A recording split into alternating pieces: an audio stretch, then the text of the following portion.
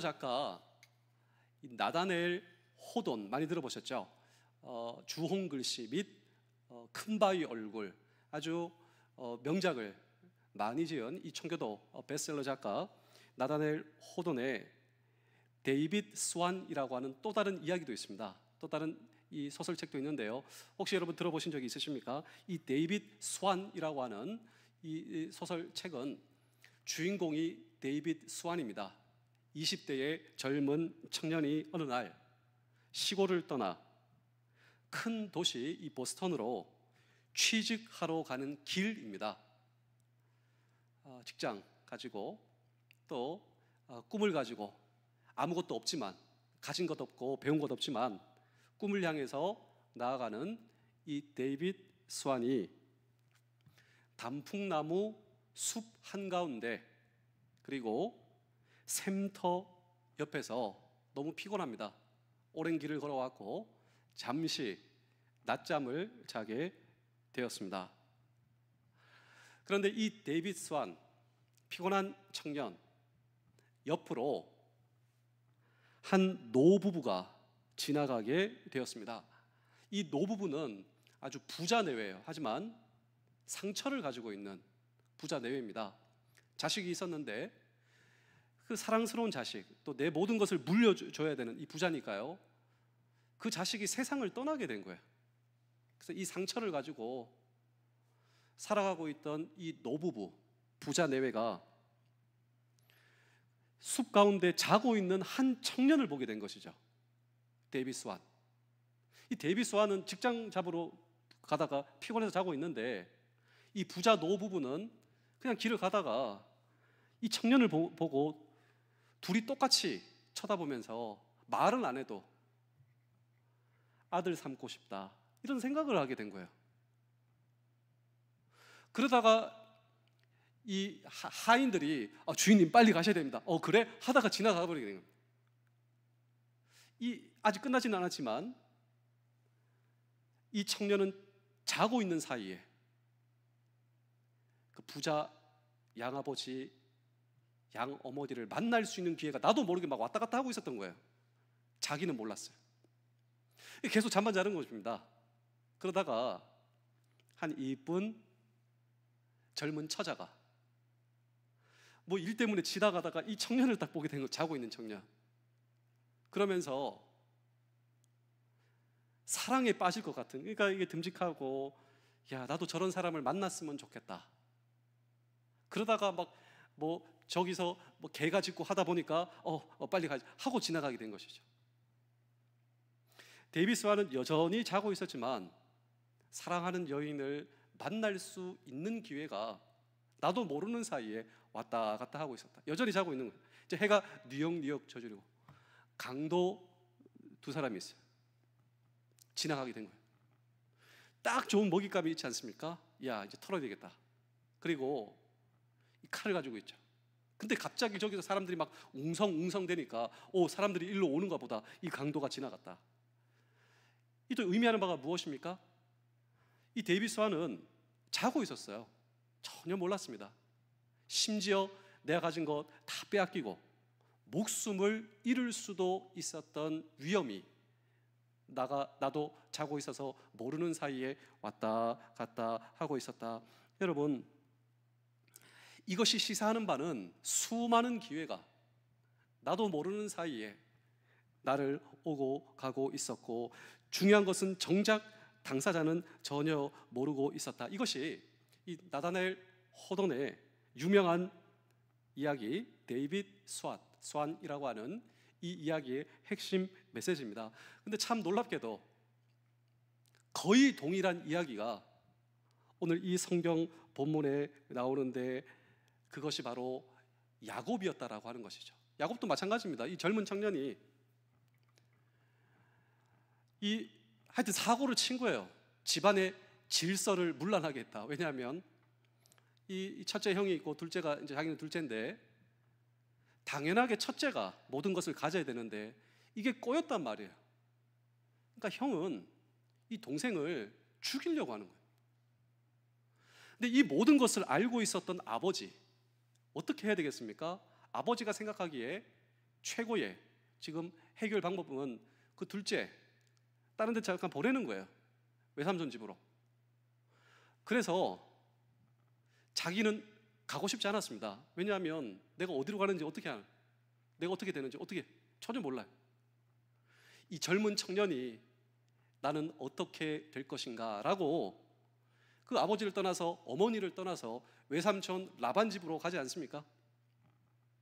그리고 그 외로움과 두려움이 몰려오는 그때 잠을 자게 되는 것이죠. 마치 이 데이빗 스완처럼 수많은 기회가, 그도 모르고 인지할 수 없던 수많은 기회가 그를 스치고 지나가고 있었는데, 근데 성경은 이 정도 수준이 아닙니다.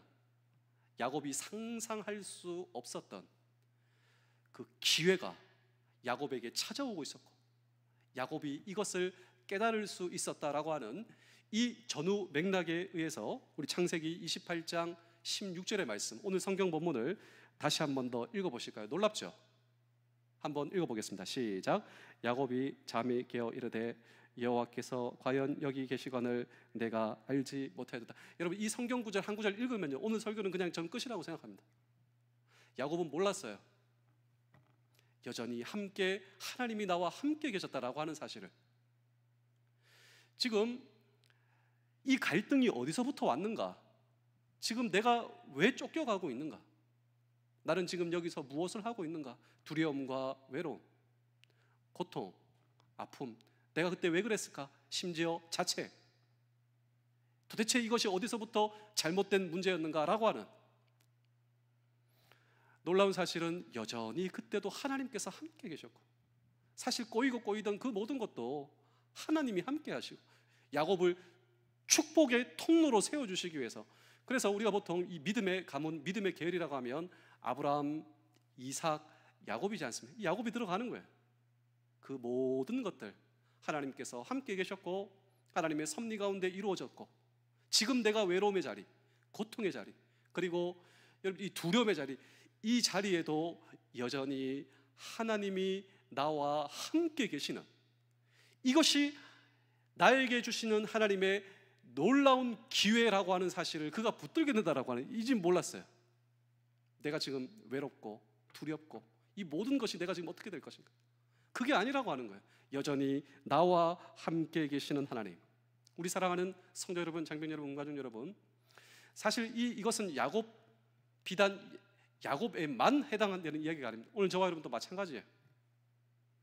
나는 내 인생을 살면서 두렵고 외로운데요, 오늘 저와 여러분들이 그리스도인으로서, 하나님의 자녀로서 지금도 하나님이 나와 함께 계시고 하나님이 함께 하심으로 이것이 저와 여러분들의 인생의 가장 놀라운 기회뿐만 아니라 우리의 인생의 과거에도, 내가 생각이 떠오르는 그 과거에도 하나님이 여전히 함께 계셨고 그 동일하신 하나님께서 나와 함께 할 것이다 라고 하는, 그렇다면 이 하나님께서 내 인생의 최고의 기회다, 이것을 기회로 발견한 야곱이 어떠한 하나님을 향한 반응으로 그의 인생을 살아갈 수 있었는가라고 하는 질문을 오늘도 우리는 이 성경 본문 속에 던지고, 또 저와 여러분도 마찬가지입니다. 지금도 나와 함께 하신 하나님, 그 하나님께 어떻게 반응함으로 우리의 남은 인생을 살아가며, 사실 여러분 인생과 역사는 해석입니다. 똑같은 일이 일어나잖아요. 근데 해석하는 사람들이 다 달라요.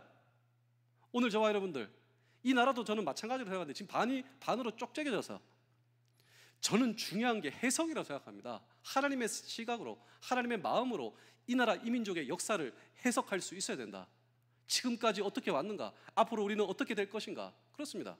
오늘 저와 여러분들의 개인의 역사도 마찬가지라고 생각합니다. 오늘도 하나님의 시각으로 저와 여러분들의 인생을 해석하고 남아있는 저와 여러분들의 평생도 하나님이 함께 하시지 않습니까? 하나님이 이 나라 이 민족과 함께 하시지 않습니까? 우리가 하나님을 의지하며 이 나라 이 민족의 역사를 위해서 기도하지 않습니까? 마찬가지다라는 것이죠. 오늘 저와 여러분, 하나님과 함께 하심으로 내 남은 평생 어떻게 해석해야 할 것인가라고 하는 질문을 오늘 우리는 이 성경 본문 속에 던지고 함께 주의 음성을 들을 때, 첫 번째로 각성할 것이 있다라고 하는 것입니다. 야곱이 각성했다라고 하는 것이죠. 무엇을 각성했나?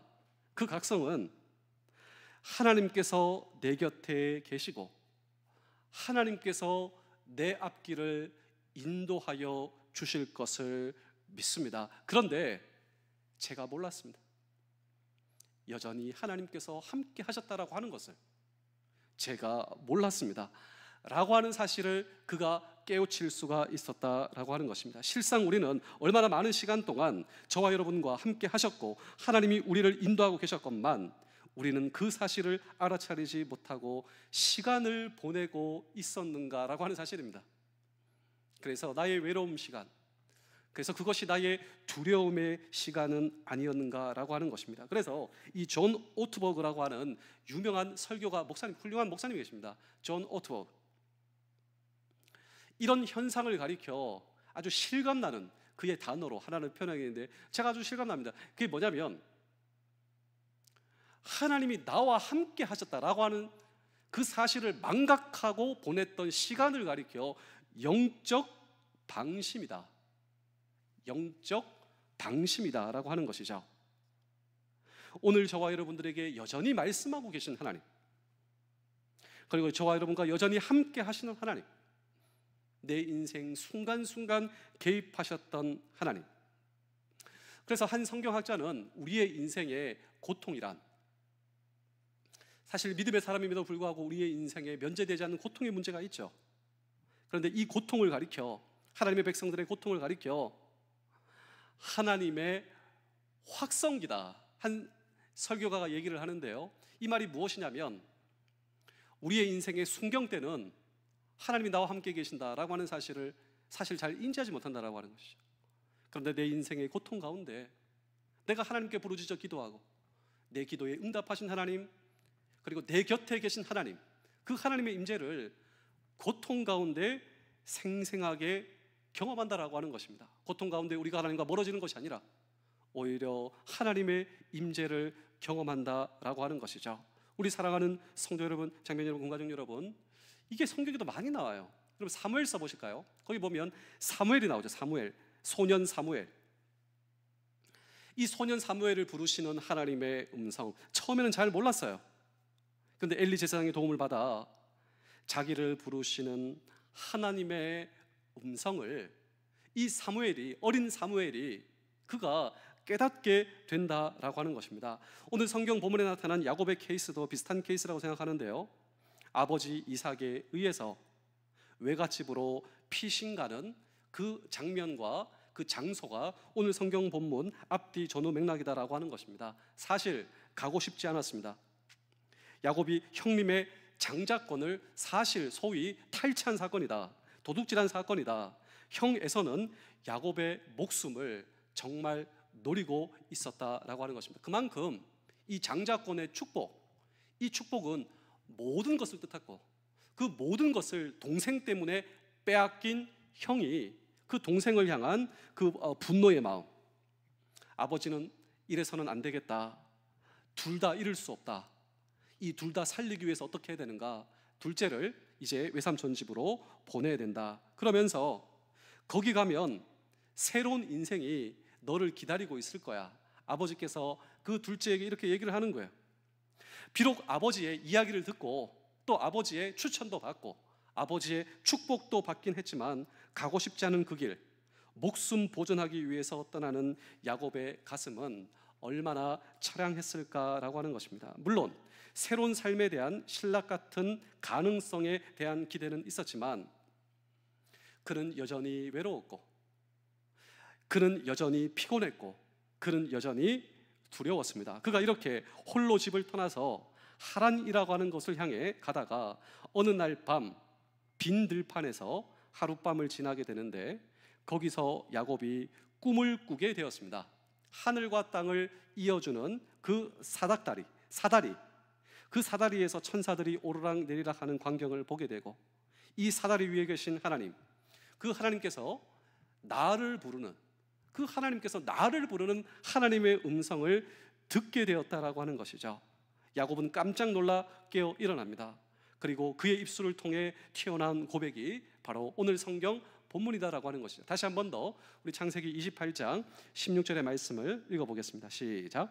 야곱이 잠이 깨어 이르되 여호와께서 과연 여기 계시거늘 내가 알지 못하였다. 자, 하나님께서 여기 계셨는데, 그리고 하나님의 섭리 가운데, 하나님의 인도하심 가운데 내가 늘 있었는데 저는 알지 못했습니다. 비로소 형에게 쫓겨나는 그 먼 길을 가고 있었던 그 길에서도 하나님은 함께 계셨고, 내가 하나님의 계획 가운데 가장 멀리 떨어져 있다라고 느낄 때, 내가 하나님의 축복에서 가장 멀어졌다라고 느낄 때, 아닙니다.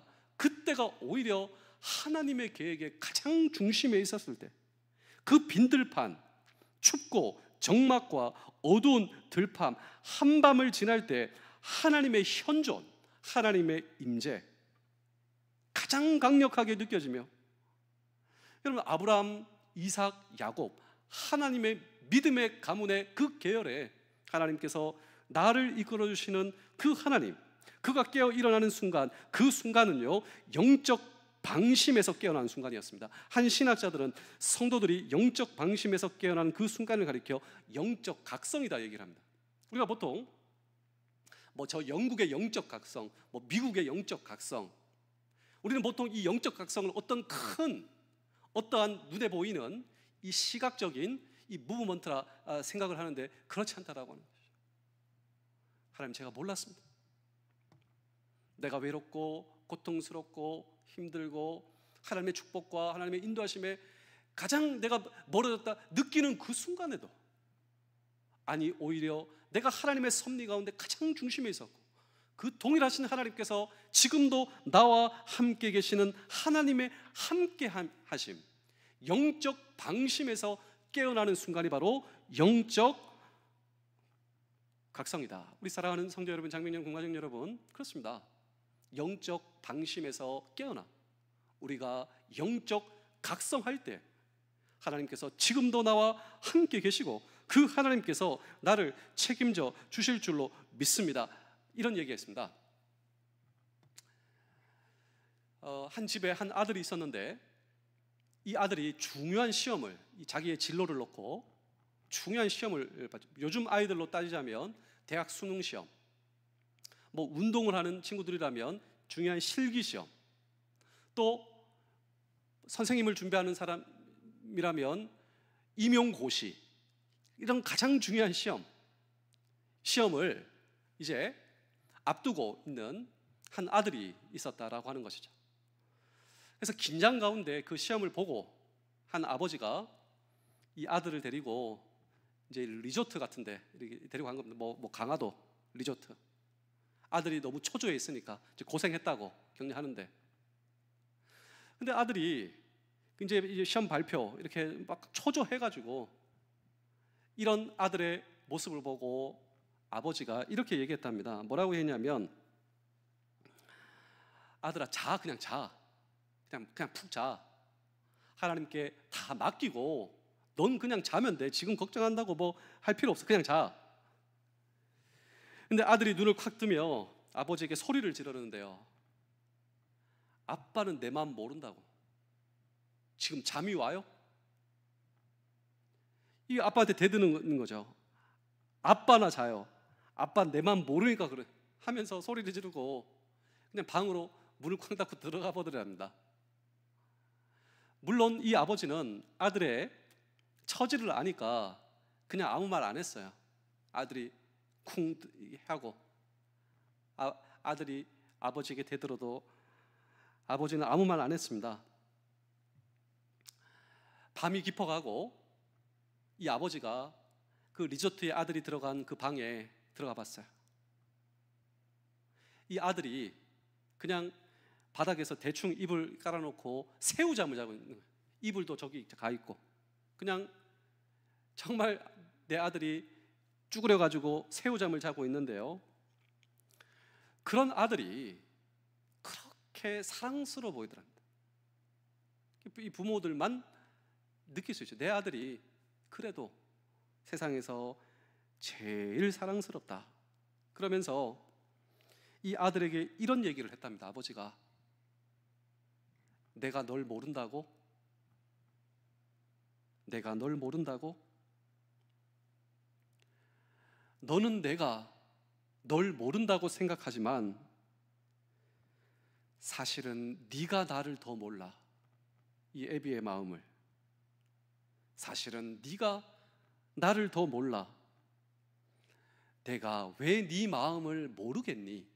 이 아버지가 아들을 바라보며 그런 얘기를 하는 거예요. 그래서 이런 얘기입니다. 지금 너는 내가 너 쳐다보는 것도 모르잖아. 근데 이 아빠가 왜 너를 몰라? 모르는 게 있다면 네가 나를 모르지. 아빠는 네 마음을 알아. 아빠는 너를 알아. 그런데 이 아버지의 마음속에, 머릿속에 하나님의 음성과 하나님의 말씀이 그냥 바뀌더랍니다. 지금 이 아버지는 이 아들에게 얘기를 하고 있었지만 이 모든 얘기가 하나님께서 나에게 하시는 하나님의 음성으로 들리는 거예요. 늘 이 아버지도 하나님은 내 마음 모른다. 내가 얼마나 힘들어하는지, 내가 어떤 상황 가운데 있는지. 이것을 소위 성경은 영적 방심이라고 하는 거 아니지 않습니까? 왜 하나님이 내 마음을 모르냐? 하나님께서 이 아버지에게 내가 왜 널 몰라? 너는 늘 모른다고 생각하지만 오히려 모르는 거는 너야. 내가 왜 널 모르겠니? 나는 지금도 너를 이렇게 축복하고 있고, 지금까지 나는 너와 함께 하고 있어. 지금도 나는 너를 바라보고 있고, 지금도 나는 너를 인도하고 있으며 축복할 것인데, 그 순간 이 아버지가 성경을 펴서 읽는데 그 성경이 시편 121편 4절에서 8절까지의 말씀을 우리 같이 한번 읽어보실까요? 시편 121편 4절부터 8절입니다. 시작. 이스라엘을 지키시는 이는 졸지도 아니하시고 주무시지도 아니하시고 저와 여러분들을 바라보시며 저와 여러분들을 지켜주시고, 그런데 우리는 하나님 어디 계십니까? 근데 그게 아니라고 하는 거예요. 지금도 나와 함께 계신 하나님. 5절입니다. 여호와는 너를 지키시는 이시라. 여호와께서 내 오른쪽에서 내 그늘이 되시나니. 하나님께서 늘 지키세요. 늘 지키세요. 우리의 삶 속에는 수많은 기회가 흘러가고 있습니다. 근데 하나님께서는 여전히 최고의 기회, 최고의 지키심, 최고의 인도하심으로 나를 지키시는 아버지 하나님. 6절입니다. 낮의 해가 너를 우리는 모르는데요, 내가 모르는 사이에 하나님께서 지켜주시고 계시고, 하나님께서 내 생명을 연장시켜 주시고, 하나님께서 나와 함께 계시. 낮의 해가 너를 상하지 아니하며 밤의 달도 너를 해치지 아니하리라. 7절입니다. 여호와께서 너를 지켜 모든 환난을 면하게 하시며 또 내 영혼을 지키시리로다. 8절입니다. 여호와께서 너의 출입을 지금부터 영원까지 지키시리로다. 이 아버지의 가슴이 뜨거워지기 시작했습니다. 그리고 그 아들을 통하여, 내 아들을 통하여 정말 하나님의 음성을 듣고, 하나님 다시 한번 제 인생을 드립니다. 그리고 제 아들의 인생도 하나님께 드립니다. 이런 기도를 드렸다라고 하는 것이죠. 이 모든 것은 이 아버지에게 있어 영적 각성의 순간이었다라고 하는 것입니다. 그렇습니다. 나는 정말 몰랐지만, 우리는 몰랐지만 그분은 나와 함께 계시고 나를 인도하시고 오늘 저와 여러분들을 여전히 책임져 주시고 지켜주시고 인도하고 계신다라고 하는 사실을 저와 여러분 이것을 깨닫는 것이 영적 방심에서 우리가 영적 각성하는 순간. 그래서 저는 이 야곱이 믿음의 조상입니다. 믿음의 조상 아브라함, 이삭, 야곱. 그리고 이 야곱의 축복의 시간이 언제부터 시작됐는가? 그래서 이제 이 모든 것은 축복의 여행이 된 거예요. 축복의 여행. 그리고 하나님과 함께하는 여행. 그리고 하나님께서 부어주시는 그의 인생의 여행. 오늘 저와 여러분들의 남은 평생도 하나님과 함께 하실 때, 영적 방심에서 깨어나 영적 각성할 때 진정한 우리의 인생의 행복이 시작된다라고 하는 사실을 잊지 않는 우리 모두 되실 수 있기를. 그래서 야곱이 나중에 고백하잖아요. 그 자기 아들, 막내 아들이 성공하고, 그리고 그 아들이 모시고 있었던 상관, 그 이집트 왕에서 내가 험악한 세월을 보냈지만, 여러분 사실 험악한 세월을 보냈습니다. 근데 그 모든 인생도 행복한 인생, 하나님께서 책임져 주시는 인생. 그래서 야곱의 인생에는 우리가 생각할 때 이해되지 않는 부분도 있는데요, 이 영적 각성과 방심, 이 사이로 하나님의 시각으로 그의 인생을 여러분 보자면요, 남아있는 그의 인생은 놀라운 이 하나님의 축복의 스토리가 된다라고 하는 사실을 기억하시며, 저와 여러분도 인생도 마찬가지입니다. 지금까지 살아온 인생, 그리고 살아갈 인생, 이 인생이 하나님과 더불어 축복의 인생이 내 인생이다. 하나님께서 나와 함께 하시기 때문에 내 인생은 축복의 인생이다. 여러분 잊지 않는, 영적 방심에서 깨어나시는 우리 모두 되실 수 있기를 주의 이름으로 축복합니다. 마지막 두 번째로 이 야곱이 결단한 것이 있는데, 야곱의 결단을 통하여 우리의 결단을 바라보실 수가 있어야 됩니다. 오늘 본문을 보시면 야곱이 결단한 것이 두 가지가 있는데, 첫 번째로 평생 경배하는 삶을 살겠습니다.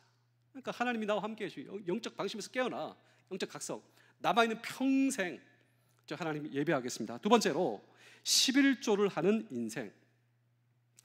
여러분, 사실 우리가 인생을 살면서도 예배가 무엇인가, 시간 관리의 우선순위죠. 11조는 무엇인가, 돈 관리죠. 인생도 시간 관리, 돈 관리, 이것이 가장 중요하다라고 하는 것입니다. 첫 번째로 예배의 결단입니다.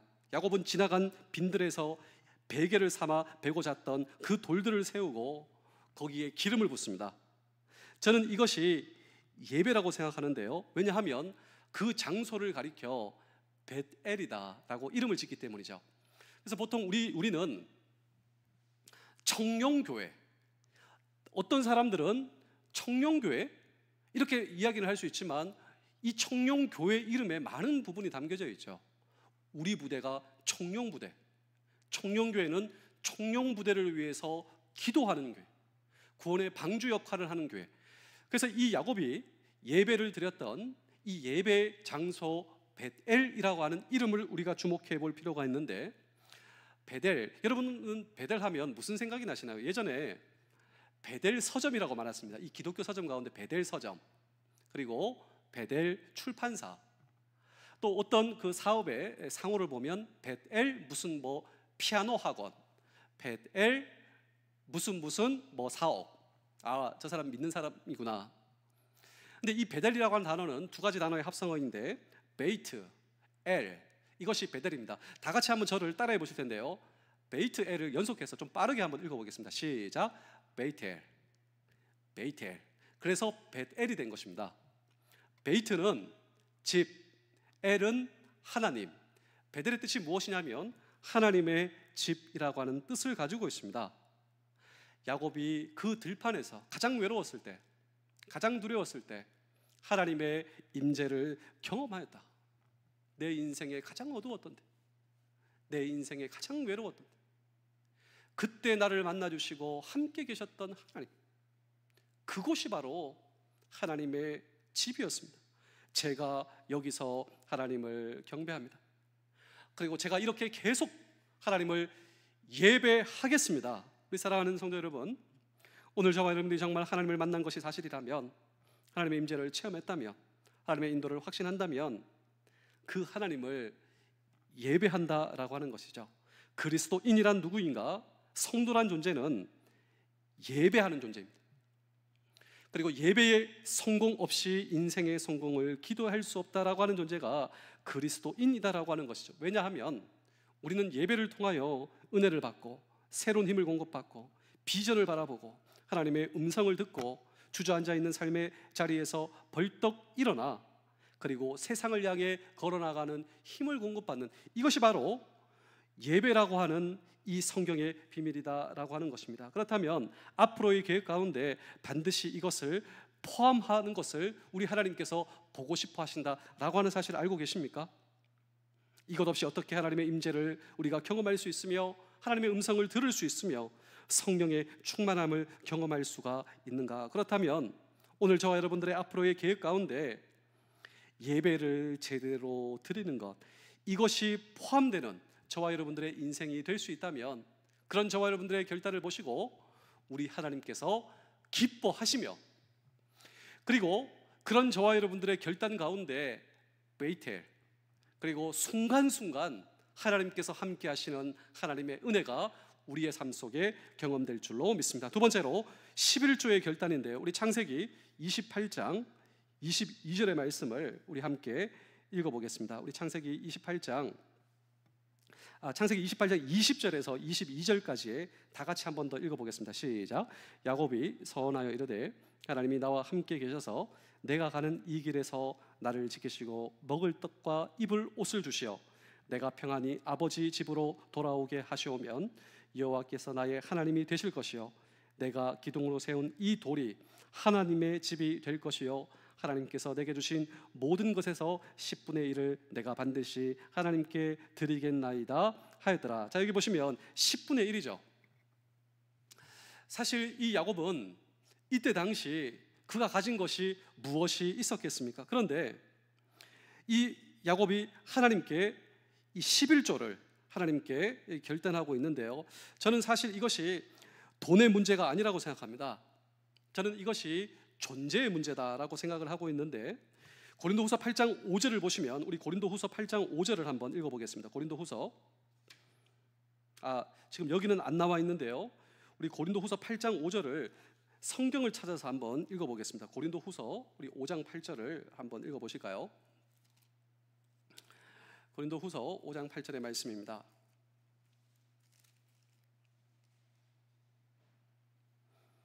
고린도후서 5장 8절의 말씀을 고린도후서 8장 5절입니다. 죄송합니다. 고린도후서 8장 5절요. 고린도후서 8장 5절의 말씀을 읽어보겠습니다. 8장 5절입니다. 시작. 우리가 바라던 것뿐 아니라 그들이 먼저 자신을 주께 드리고 또 하나님의 뜻을 따라 우리에게 주었도다. 자, 이 11조의 정신이 나오는 거예요. 이 11조의 정신은 돈의 문제가 아니라 존재의 문제다. 먼저 자신을 주님께 드리는 것. 너희들은 우리가 기대하는 대로 헌금을 드렸다. 여기서 끝나는 것이 아니라 먼저 자신을 주께 드리고, 여기 바로 그리스도인들의 헌금 철학과 정신이 여기에 있다라고 생각하는데, 야곱이 그러했다라고 하는 것입니다. 자기 자신을 먼저 주님께 드리는 것. 제가 마지막으로 한 편의 이야기를 들려드리고 오늘 설교를 마치겠습니다. 제가 종종 여러분께 말씀드리는 이 아프리카 선교의 선구자 데이빗 리빙스턴 선교사님이 계십니다. 이분의 많은 일화가 있어요. 정말 이분은 영국에서 이제 아프리카로 파송되게 되었는데 거의 아프리카 선교는 이루어지지 않았습니다. 근데 이분이 헌신하고 희생하고, 그리고 실제로 아프리카에서 사역을 하다가 이분의 자서전에 나오는데요, 저기 멀리서 사람들이 나한테 막 소리를 지르는 거예요. 뭐라고? 뒤를 돌아보라고? 뒤를 돌아보니까 사자가 내 눈앞에 하는 것입니다. 그리고 정신을 잃어버렸는데요, 어떻게 하다 잃어버렸냐면, 여러분 고양이가 쥐를 물고 흔드는 장면, 우리가 이제 연상이 되시죠? 마치 그렇듯 사자가 내 어깨 쭉지를 물고 나를 흔드는 거예요. 그러다가 정신을 잃어버린 겁니다. 그러니까 사자에 물려서 눈을 딱 떠보니까요, 영국에 와 있어요. 그동안 무슨 일이 있었는지 정신을 잃고 사경을 헤맸다라고 하는, 그러니까 구사일생 한 거예요. 구사일생, 죽을 뻔한 사경 헤매고, 그러다가 이제 살았고, 그리고 온 몸이 만신창이가 된 겁니다. 이게 이제 상처도 암으로 가고 여러 가지 정신적으로 마음적으로 회복이 되는 그때, 이 데이빗 리빙스턴 선교사님이 다시 아프리카 선교로 가겠습니다. 가족들뿐만 아니라 친척들뿐만 아니라 아끼는 성도들, 모든 사람들이 말렸습니다. 오히려 사람들이 거기서 죽을 뻔하고 거기서 상처를 받고 거기서 그런 일을 경험하셨는데 가시면 안 됩니다. 그럴 필요 없습니다. 그때 이 데이빗 리빙스턴 선교사가 한 그 유명한 말이, 하나님께서 나에게 맡기신 일이 있는 한 나는 절대로 죽지 않습니다. 하나님의 사명을 붙들고 있는 한 하나님의 지원은 끊이지 않습니다. 하나님께서 나에게 맡기신 일이 있잖아요. 그 일을 내가 하고 있으면 하나님께서 나를 도와주시고 하나님께서 나를 책임져 주시고 하나님께서 나를 붙들어 주시지 않겠습니까? 라고 하는 하나님의 사명, 내 생명도 붙들어 주신다. 진짜 갔어요. 그리고 시간이 흘러서 데이비드 리빙스턴 선교사도 죽고 시간이 많이 흘러가서 이 데이비드 리빙스턴 선교사님의 자서전을 쓰기 위해서 사람들이 가서 이제 다 사람들 물어보는 거예요. 아프리카에 가서 그 원주민에게 데이비드 리빙스턴 선교사님에 대해서 묻는데 그분이 여기서 무슨 일을 했습니까? 근데 사람들이 잘 모르는 거예요. 아니 그분이 여기서 뭐 여러 가지 일도 하고 있는데 그 원주민들은 정작 이게 뭘 이제 기록으로 하려니까 잘 모르는 거예요. 근데 전부 다 하는 말이 있습니다. 데이비드 리빙스턴 선교사님이 여기서 뭘 했지 잘 몰라도 정말 그는 우리를 사랑했습니다. 그래서 이 아프리카에 선교가 이루어지는, 그래서 이 데이비드 리빙스턴 선교사님의 사역은 하나님의 사명을 붙드는 사역, 하나님의 사랑을 증거하는 사역, 그리고 자기 자신의 이름을 남기지 않는 사역, 하나님께 영광을 올리는 사역, 그리고 하나님의 사랑을 전파하는 사역. 그래서 이 선교사와 이 사명자로서의 이 사역의 모델이 된다라고 하는 것이죠. 자신의 업적을 남기는 것이 아니라 하나님의 사랑을 남기고. 그런데 이 데이비드 리빙스턴 선교사님이 어렸을 적 교회 부흥 집회 가운데 은혜를 받게 되었습니다. 자기 어릴 때 교회에 와가지고. 근데 보통 보면 우리 교회는 뭐 예전에 어떻게 했는지 우리 교회는 헌금을 자발적으로 하지 않습니까? 그러니까 하고 싶은 사람 하고 은혜 받은 사람 하고 헌금 그 함이 있지 않습니까? 저기다 하고. 근데 예전에는 헌금 바구니를 우리나라는 돌렸어요. 근데 지금도 외국에는 헌금 바구니가 아니라 지금도 외국에는 어떻게 하냐면 쟁반을 돌린다. 쟁반. 그 쟁반에 진짜 뭐 10불 뭐 동전도 내고. 그러니까 우리 사고로는 잘 외국엔 진짜 그래요. 이게 쟁반을 돌려. 쟁반. 이 쟁반에 뭐 지폐도 있고 그것도 있고 이렇게 한다는 거죠. 근데 데이비드 리빙스턴 선교사님의 교회도 이제 헌금 시간에 쟁반을 돌리는 겁니다. 쟁반. 근데 이 데이비드 리빙스턴 선교사가 어렸을 때 자기도 은혜 받고 나도 헌금하고 싶고 근데 돈이 없다라고 하는 거예요. 할 형편도 안 된다라고 하는 거예요. 자기 앞에 헌금 쟁반이 왔을 때 그가 어떻게 했냐면 머리를 올려놨답니다. 이게 정말 있으면 내가 가진 가장 중요한 거는 나라고, 내 생명과 내 존재라고. 하나님 나를 받아주시고 하나님 나를 사용하여 주옵소서. 자, 야곱이 11조를 결단하는데요, 그때 뭐가 있겠습니까? 또 누구한테 주겠습니까? 하나님의 성전, 가장 외로웠던 때, 두려웠던 때 하나님 앞에 시간과 물질을 결단하며, 여러분 사실 우리가 11조를 드리지만요 11조 그 자체가 중요한 한 것이다, 전 절대로 그렇게 생각하지 않습니다. 왜냐하면 11조를 드리는 이유가 무엇이냐면 전부가 하나님의 것이다라고 하는 거예요. 전부 다 하나님 것, 전부 다 내 인생의 전부, 생명, 물질, 시간, 자녀, 내 인생의 모든 것이 하나님입니다 라고 하는 일종의 하나님을 향한 믿음의 고백. 가장 두려웠고 어두웠고 외로웠던 이 야곱의 인생 가운데 하나님, 제 인생을 받아 주시옵소서. 영적 방심에서 깨어나 영적 각성한 그가 평생 제 시간 하나님의 것입니다, 제 생명도 하나님의 것입니다.